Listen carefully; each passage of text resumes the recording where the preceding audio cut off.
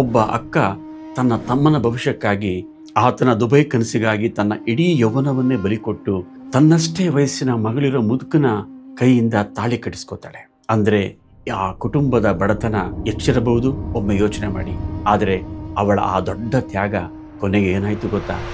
ಸಾರಾ ಅಬೂಬ್ಕರ್ ಅವರ ಬಿಸಿಲುಗುದುರೆಯ ಬೆನ್ನು ಹತ್ತಿ ಕೇವಲ ಒಂದು ಕಥೆಯಲ್ಲ, ಅದು ಬಡತನ, ಹತಾಶೆ ಮತ್ತು ಹೊರದೇಶದ ವ್ಯಾಮೋಹಕ್ಕೆ ಬಲಿಯಾಗೋ ಅಮಾಯಕ ಜೀವಗಳ ಕರುಣಾಜನಕ ಚಿತ್ರಣ.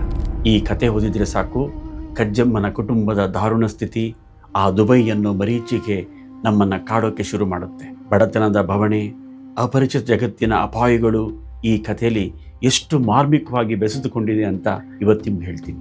ಕತೆ ಶುರುವಾಗೋದೇ ಕಜ್ಜಮ್ಮನ ಮನೆಯ ಕಡು ಬಡತನದ ದೃಶ್ಯದಿಂದ.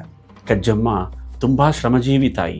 ಆದರೆ ಅವಳ ಸಂಸಾರ ಹೇಗಿತ್ತು ಅಂದರೆ, ಅಕ್ಕಿ ಇದ್ದರೆ ಕಾಯಿ ಇಲ್ಲ, ಮೆಣಸಿದ್ರೆ ಉಪ್ಪಿಲ್ಲ ಅನ್ನೋ ಪರಿಸ್ಥಿತಿ.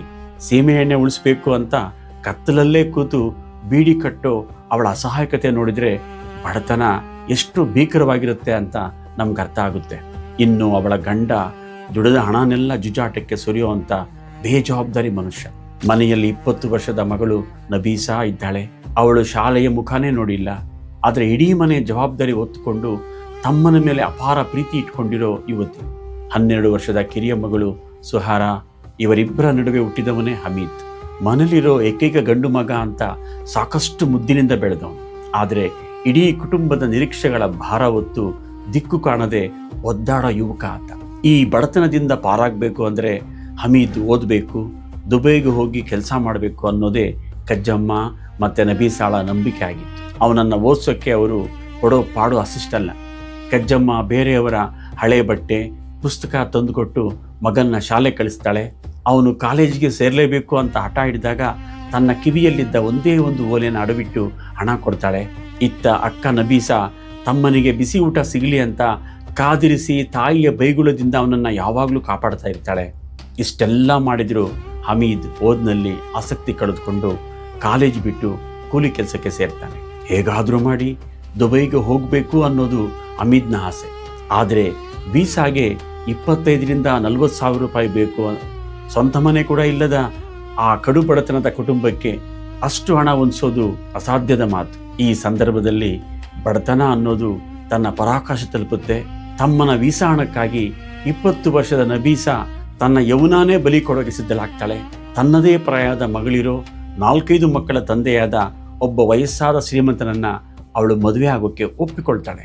ತಾಯಿಗೆ ಮನೆ ಕಟ್ಟಿಸೋಕೆ, ತಂಗಿ ಸುಹರಾಳ ಒಳ್ಳೆ ಮದುವೆಗೆ, ಮುಖ್ಯವಾಗಿ ತಮ್ಮನ ಭವಿಷ್ಯಕ್ಕಾಗಿ ನಬೀಸಾ ಮಾಡೋ ಈ ತ್ಯಾಗ ಕಥೆಯ ದಿಕ್ಕನ್ನೇ ಬದಲಾಯಿಸ್ಬಿಡುತ್ತೆ. ನಬೀಸಾಳ ಈ ದೊಡ್ಡ ತ್ಯಾಗದಿಂದ ಹಣದ ಸಮಸ್ಯೆ ಬಗೆಹರಿಯುತ್ತೆ. ಶ್ರೀಮಂತ ಭಾವನೆ ಹಮೀದ್ನ ವೀಸಾ, ಪ್ರಯಾಣದ ಖರ್ಚೆಲ್ಲ ನೋಡ್ಕೊಳ್ತಾನೆ. ಊರಲ್ಲೇ ಇರಬೇಕಾಗಿದ್ದ ಹಮೀದ್ ಸೌದಿಗೆ ಹೋಗೋಕ್ಕೆ ವಿಮಾನ ಹತ್ತೋ ದಾರಿ ಸುಗಮ ಆಗುತ್ತೆ. ಆದರೆ ಅಕ್ಕ ತನ್ನ ಜೀವನಾನೇ ಮುಡುಪಾಗಿಟ್ಟುಕೊಟ್ಟ ಈ ಅವಕಾಶನೇ ಅವನ ಪಾಲಿಗೆ ಮೃತ್ಯುಪಾಶ ಆಗುತ್ತೆ. ವಿಪರ್ಯಾಸ ಅಂದರೆ ಇದೇ ಅಲ್ವಾ? ಮುಗ್ಧ ಯುವಕ ಹಮೀದ್ನನ್ನ ಒಬ್ಬ ದಳ್ಳಾಳಿ ಎಷ್ಟು ವ್ಯವಸ್ಥಿತವಾಗಿ ಮೋಸ ಮಾಡ್ತಾನೆ ಅಂತ ಕೇಳಿದ್ರೆ ಮೈ ಜುಮ್ ಅನ್ಸುತ್ತೆ. ಮುಂಬೈವರೆಗೆ ಆತನ ಜೊತೆ ಬಂದು ವೈದ್ಯಕೀಯ ಪರೀಕ್ಷೆ, ಕಾಗದ ಪತ್ರಗಳನ್ನೆಲ್ಲ ಸರಿ ಮಾಡಿ ಅವನ ವಿಶ್ವಾಸ ಸಂಪೂರ್ಣವಾಗಿ ಗಳಿಸ್ತಾನೆ ಆ ದಳ್ಳಾಳಿ. ಎಲ್ಲ ಸಿದ್ಧವಾಗಿ ಹಮೀದ್ ವಿಮಾನ ಹತ್ತೋ ಕೊನೆಯ ಗಳಿಗೆಯಲ್ಲಿ ದಳ್ಳಾಳಿ ಬಂದು ಒಂದು ಕಟ್ಟುಕತೆ ಹೇಳ್ತಾನೆ. ಸೌದಿಯ ವಿಮಾನ ನಿಲ್ದಾಣದಲ್ಲಿ ನಮ್ಮೂರಿನವನೇ ಆದ ಒಬ್ಬ ವ್ಯಕ್ತಿ ನಿನ್ನ ಸಹಾಯಕ್ಕೆ ಬರ್ತಾರೆ, ತೊಂದರೆ ಆದರೆ ಅವರಿಗೆ ಹೇಳು ಅಂತ ಅವನ ಕೈಗೊಂದು ಚಿಕ್ಕ ಕಾಗದದ ಕಟ್ಟು ಕೊಡ್ತಾನೆ. ಆ ಕಟ್ಟನ್ನು ತಾನೇ ಹಮೀದ್ನ ಚೀಲದಲ್ಲಿ ಹಾಕ್ತಾ, ಇದನ್ನು ಅಲ್ಲಿ ಆತನ ಕೈಯಲ್ಲೇ ಕೊಟ್ಬಿಡು, ಯಾರಿಗೂ ತೋರಿಸ್ಬೇಡ ಅಂತ ಕುತಂತ್ರ ಮಾಡ್ತಾನೆ. ಭಾಷೆ, ಕಾನೂನು, ಗುರುತು ಪರಿಚಯ ಇಲ್ಲದ ಹೊಸ ಊರಿಗೆ ಹೋಗೋ ಆತಂಕದಲ್ಲಿದ್ದ ಹಮೀದ್ಗೆ ಅಲ್ಲಿ ನಮ್ಮ ಊರವರೊಬ್ಬರ ಪರಿಚಯ ಆಗುತ್ತೆ ಅಂತ ಖುಷಿ ಆಗುತ್ತೆ ವಿನಃ ಆ ಪಟ್ಟಣದಲ್ಲಿ ಮಾದಕ ದ್ರವ್ಯ ಇದೆ ಅಂತ ಊಹಿಸೋಕ್ಕೂ ಅವನ ಕೈಲಿ ಆಗಲ್ಲ. ಇದೇ ಆ ಅಪರಿಚಿತ ಜಗತ್ತು ಸೃಷ್ಟಿಸೋ ಭೀಕರ ಅಪಾಯ. ಆ ಮಾದಕ ದ್ರವ್ಯದ ಪೊಟ್ಟಣ ಜಿದ್ದಾ ವಿಮಾನ ನಿಲ್ದಾಣದ ತಪಾಸಣೆಯಲ್ಲಿ ಸಿಕ್ಕಿಬೀಳುತ್ತೆ. ಹಮೀದ್ನ ಪೊಲೀಸರು ಬಂಧಿಸ್ತಾರೆ. ಆ ಅಪರಿಚಿತ ಜಗತ್ತಿನಲ್ಲಿ ತಾನೇನು ತಪ್ಪು ಮಾಡಿದ್ದೀನಿ ಅಂತ ಕೇಳೋಕ್ಕೂ ಭಾಷೆ ಬರದೆ, ತನ್ನ ನಿರಪರಾಧಿತ್ವ ಸಾಬೀತು ಮಾಡೋಕ್ಕೂ ಆಗದೆ ಅವನು ಜೈಲಿನಲ್ಲಿ ನರಕಯಾತನೆ ಅನುಭವಿಸ್ತಾನೆ. ಕೊನೆಗೆ ಆತನನ್ನ ಸಾರ್ವಜನಿಕವಾಗಿ ತಲೆ ಕಡಿದು ಸಾಯಿಸ್ತಾರೆ. ಇತ್ತ ಊರಲ್ಲಿ ಕಜ್ಜಮ್ಮನ ಸ್ಥಿತಿ ನೋಡಿದ್ರೆ ಕರುಳು ಚುರುಕನ್ಸತ್ತೆ. ಮಗ ಸತ್ತಿರೋ ವಿಷಯ ಆ ತಾಯಿಗೆ ಗೊತ್ತೇ ಇಲ್ಲ. ಮಗ ದುಬೈಗೆ ಹೋಗಿ ಕಷ್ಟಗಳನ್ನೆಲ್ಲ ತೀರಿಸ್ತಾನೆ ಅಂತ ನಂಬಿದ್ದ ಅವಳು ಹಗಲಿರುಳು ಮಗನ ಪತ್ರಕ್ಕಾಗಿ ಕಾಯ್ತಾನೇ ಇರ್ತಾಳೆ.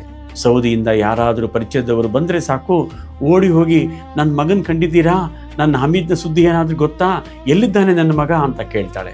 ಮಗನ ಸುಳಿವೇ ಸಿಗದೆ ಮನೇಲಿ ಒಬ್ಬಳೇ ಕೂತು ಕಲ್ಲು ಕರಗೋ ಹಾಗೆ ಅಳ್ತಾ ಇರ್ತಾಳೆ. ಅಸಲಿಗೆ ಈ ಕಥೆಯ ಶೀರ್ಷಿಕೆ ಬಿಸಿಲುಗುದುರೆಯ ಬೆನ್ನು ಹತ್ತಿ ಅನ್ನೋದೇ ಒಂದು ಅದ್ಭುತವಾದ ರೂಪಕ. ದುಬೈಗೆ ಹೋದ ತಕ್ಷಣ ಶ್ರೀಮಂತರಾಗಿ ಬಿಡಬಹುದು, ಚಿನ್ನದ ಉಯ್ಯಾಲೆಯಲ್ಲಿ ಕೂರಬಹುದು ಅನ್ನೋ ಭ್ರಮೆ ಇದೆಯಲ್ಲ, ಅದೇ ಈ ಕಥೆಯ ಬಿಸಿಲುಗುದುರೆ. ಈ ಭ್ರಮೆಯ ಬೆನ್ನು ಹತ್ತಿ ನಬೀಸಾ ತನ್ನ ಯೌವನ ಬಲಿ ಕೊಟ್ಟು, ಕಜ್ಜಮ್ಮ ಒಡವೆ ಆಡ್ಬಿಟ್ಟು, ಕೊನೆಗೆ ಹಮೀದ್ ತನ್ನ ಪ್ರಾಣನೇ ಕಳೆದುಕೊಂಡ. ಮರುಭೂಮಿಲಿ ನೀರು ಸಿಗದೆ ಇರೋ ಹಾಗೆ ದುಬೈಲಿ ಹಮೀದ್ಗೆ ಯಾವ ಸಂಪತ್ತೂ ಸಿಗಲಿಲ್ಲ. ಸಾರಾ ಅಬೂಬ್ಕರ್ ಅವರು ಈ ಕಥೆ ಮೂಲಕ ನಮ್ಮ ಸಮಾಜಕ್ಕೆ ಒಂದು ದೊಡ್ಡ ಎಚ್ಚರಿಕೆ ಕೊಟ್ಟಿದ್ದಾರೆ. ಹೊರದೇಶಕ್ಕೆ ಹೋದ ತಕ್ಷಣ ಎಲ್ಲ ಸರಿ ಹೋಗುತ್ತೆ ಅನ್ನೋ ಹುಸಿ ಕನಸುಗಳ ಹಿಂದಿರೋ ಅಪಾಯನ ಬಿಚ್ಚಿಟ್ಟಿದ್ದಾರೆ. ಬಡತನದ ನೆಪದಲ್ಲಿ ಹೆಣ್ಣು ಮಕ್ಕಳನ್ನು ಬಲಿ ಕೊಡೋದು, ಭಾಷೆ ಕಾನೂನು ಗೊತ್ತಿಲ್ಲದ ಅಪರಿಚಿತ ಜಗತ್ತಿಗೆ ದುಡ್ಡಿನ ಆಸೆಗಾಗಿ ಕಾಲಿಡೋದು ಎಷ್ಟು ದೊಡ್ಡ ವಿಪತ್ತು ತರುತ್ತೆ ಅಂತ ತೋರಿಸಿದ್ದಾರೆ. ಈ ದಳ್ಳಾಳಿಗಳ ಜಾಲ ಮುಗ್ಧರನ್ನು ಹೇಗೆ ಬಲಿಪಶು ಮಾಡುತ್ತೆ ಅನ್ನೋದರ ಬಗ್ಗೆ ನಾವೆಲ್ಲರೂ ಜಾಗೃತರಾಗಿರಬೇಕು.